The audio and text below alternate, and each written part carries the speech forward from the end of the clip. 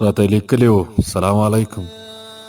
ورته مې ولیکل وعلیکم سلام، څنګه یې؟ ښه یم، زړه مې درد کوي، څه وکړم؟ ورته ومې لیکل زه ډاکټر نه یم، ډېر وبخښه. راته یې ولیکل شاید لیکوال یم. ورته ومې لیکل شاید. یو څه درته ووایم لیکلی شې؟ ورته ومې لیکل هو. زما د واده 1 کال وشو. خاوند مې ښه شاعر ده، ښه شاعري کوي، ډېرو جلسو کې ګډون کوي، خلک یې ډېر احترام کوي. د شعر روانې اکثر زلفې شونډې او اوږده باڼه وي.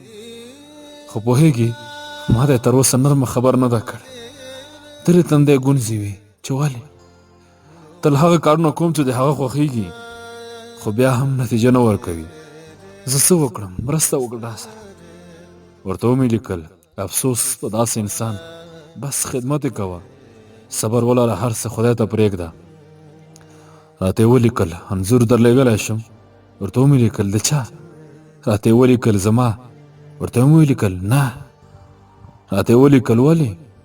ورته ومې لیکل په عزت اوسه، سپک کارونه مه کوه. نه د لاس انځور مې دی، تود چای راتوی کړ راباندې. اوف ولې؟ نه پوهېږم، اوس به څوک راشي بل وخت درته وایم. سمه ده، خدای په امان.